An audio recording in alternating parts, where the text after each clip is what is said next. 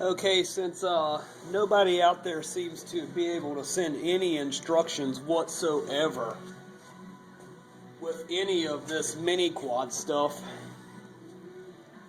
I'm going to go ahead and make this video after I've talked with 3 different people and finally found out how a slipper clutch goes together, since, like I said, nobody can manage to send any instructions at all. So what we got here is our rear pulley with the COSO adjustable clutch on it. We got the shaved nut. See how the nut doesn't protrude past the threads? So this whole thing's ready to go on. I've got my springs pre-adjusted to where I think they need to be and where I've talked to some other guys. So now, with this on here, you need to have 2 shims on that shaft to prevent the slipper clutch main splined plate from grinding on the end of the threads, which virtually creates a direct drive system and won't let the quad sit still while it's idling.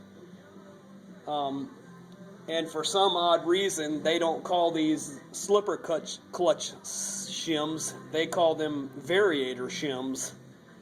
And I don't know why they don't just call them slipper clutch shims, because that would eliminate a lot of aggravation for a lot of people.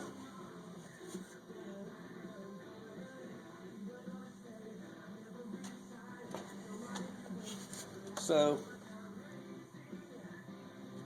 after you dig your variator shims out of whatever packaging you got, they're kind of hard to get on here. They don't want to really fit into that hole, so you got to drive them in there with a socket, is what I'm going to do. Which, that socket's too big. I think it was a 15 millimeter.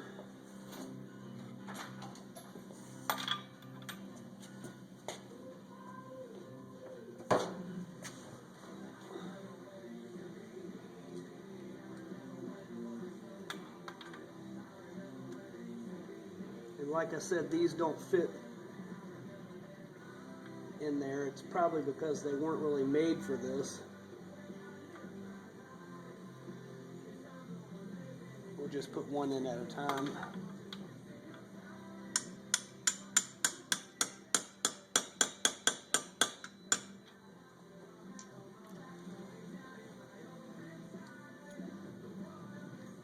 You'd think some of these mini quad companies would step up to the plate and actually manufacture a shim that was meant for this purpose. So now we got the main slipper clutch splined plate with 1 disc on it.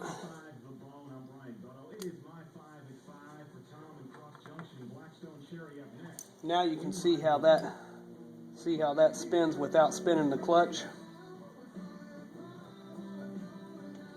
Before, when I had this together, that thing was hitting against the clutch, and see where it rubbed the plate right there?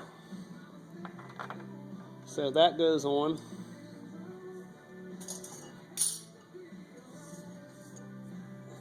Then your bell goes on, which I've read that's off of an LT80.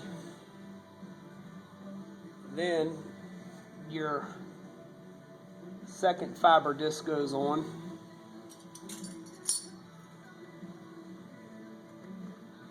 Then your steel clutch plate, I'm going to call it. That'll hang there for a second.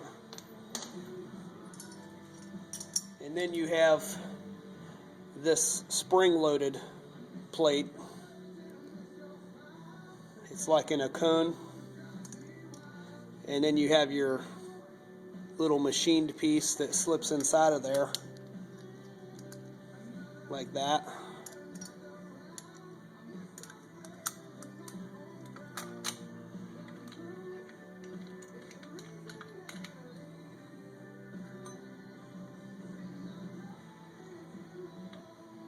And I can tell that I've added some space in there because now this doesn't want to go on.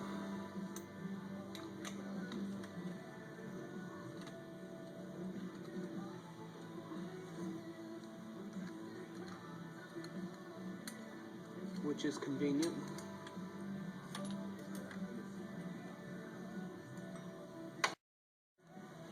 Okay, I've got that figured out finally.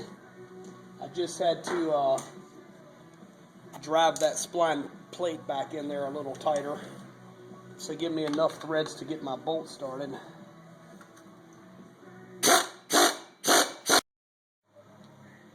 Okay, now I'm cutting to the finished product. I had a little problem getting the nut right here on because with the shims in behind there, you don't hardly have any threads left to get the nut on, but I got it on there, and everything works like it should.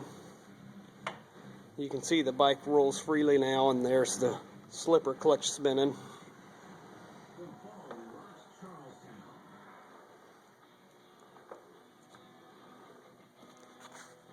So, and we got the front variator on.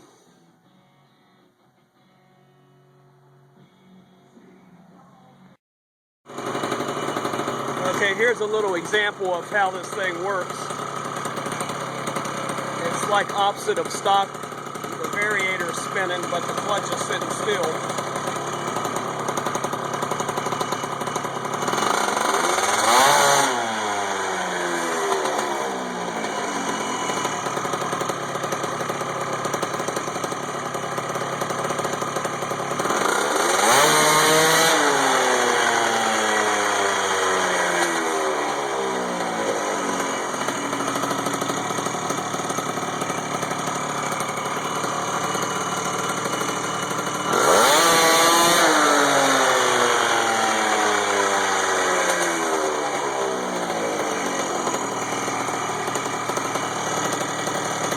There you have it.